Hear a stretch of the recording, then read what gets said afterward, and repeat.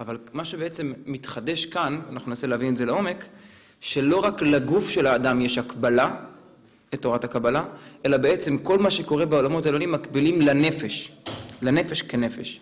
וזה מה שאני אנסה להבין. אני מדבר, כל תורת המקובלים כשלמדו את הדברים בצורה הזו, הם למדו הפוך מאיתנו. הם למדו להכיר את הנפש כדי לדעת מה קורה בעולמות העליונים. אנחנו נעשה הפוך.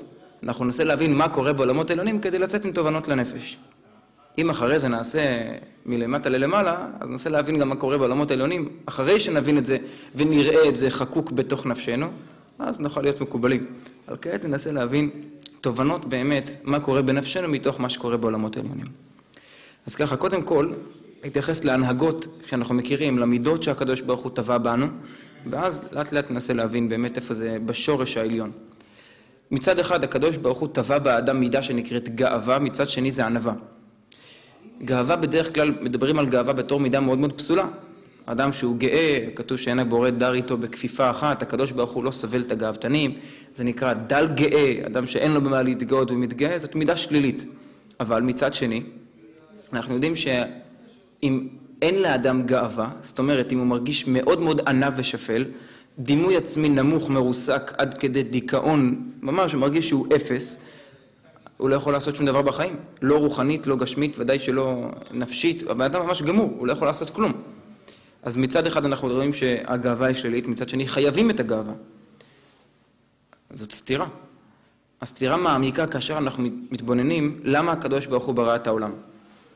בפשטות הסיבה שהבורא ברא את העולם זה מכיוון שהוא רוצה שאנחנו נגרום לו לכבוד. כמובן, הקדוש ברוך הוא לא חסר כלום, אבל כתוב בפסוק, כל הנקרא בשמי, לכבודי, ברתי, ויצרתי ואף עשיתיו, הקדוש ברוך הוא ברא את העולם לכבודו.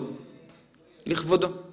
זאת אומרת שהבורא במרכז, ואנחנו נמצאים סביבו, אנחנו נמצאים במצב שאנחנו צריכים לגלות את כבוד השם בעולם. מה שמתברר, שיש מאמרים בחז"ל הפוכים לגמרי, ששמים את האדם במרכז. כתוב, חייב אדם לומר, ככה הגמרא אומרת, מסכת סנהדרין ועוד, בשבילי נברא העולם. האדם חייב לומר, בשבילי נברא העולם. ולכן נברא האדם יחידי. הרי הקדוש ברוך הוא יכל לברוא, כמו שהוא ברא הרבה חיות, ברא הרבה צמחים, הוא לא ברא צמח אחד וממנו זה התפתח. הוא ברא הרבה צמחים, הוא ברא הרבה דוממים, הרבה אבנים, הוא גם יכל לברוא הרבה בני אדם. למה הוא התחיל מאדם אחד? אז אומרת הגמרא, לפיכך נברא אדם יחידי, כי חייב אדם לומר, כל אחד ואחד חייב לומר, בשבילי נברא העולם. זה אומר שבתפיסה הנפשית שלנו, האדם במרכז, ויש את האלוקים שכביכול ברא את העולם כדי שהעולם ישרת את האדם שנמצא במרכז. מכוח כך יש גם כן את ההגדרה על האדם שהיא נזר הבריאה. מוזכרת הרבה בספרי חסידות וקבלה. האדם הוא נזר הבריאה, מה זה אומר? לא סתם האדם נברא אחרון, כך מבואר בספרים, מדרשים. האדם נברא אחרון, יום השישי, כל הימים שלפני כן בראו את שאר הבריאה, ובסוף נברא האדם. אז אומר המדרש, זה כמו משל למלך שעושה סעודה. הוא לא מביא קודם כל את המלכה ואת כל המוזמנים, ואחר כך הוא מתחיל להכין את הסעודה. הסדר הוא ודאי שהוא קודם כל תורח, מסדר את הארמון, מסדר את החדרים, מסדר את הטרקלין, את האולם, את הכיסאות, שולחנות, ציוד והכל, אוכל, ורק לאחר מכן מביאים את האורחים. כי מי שהכי חשוב, שבשבילו כל הטרחה שמסביב מגיע האחרון. לכן האדם נברא אחרון, מכיוון שכל הבריאה כולה היא בעצם אמצעי כדי לשרת את האדם, במובן מסוים. כמובן, האדם צריך לשמור שלא יקלקל את העולם, כמו שכתוב, להחריב עולמי יצאתם, שנאמר לרבי שמעון בר יוחאי ורבי אלעזר, תחזרו למערה. זאת אומרת, אדם צריך, איך נאמר לאדם הראשון כשיצא מגן עדן, תן דעתך שלא תקלקל ותחריב את עולמי. כמובן, הוא צריך להיזהר לא לקלקל. זה שזה בשבילו, זה לא אומר שמותר לו לקלקל. אבל כל הבריאה כולה היא בעצם בשביל האדם, שהאדם הוא נזר הבריאה. מצד אחד אנחנו רואים שהבורא במרכז ואנחנו רק מספר כדי לגלות את כבוד השם. מצד שני אנחנו רואים שהאדם הוא במרכז, שכל הבריאה כולה היא לצורך האדם, נזר הבריאה. לכאורה סתירה.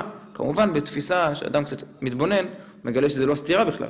אבל תכף ננסה להבין, מתוך כמה סתירות ננסה לגלות איזשהו יסוד, שנראה איך הוא משתקף בנפשנו.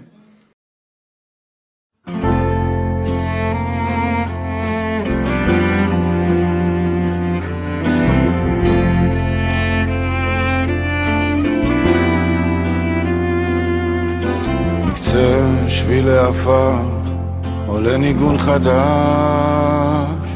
שהכנת בשבילי, אני שומע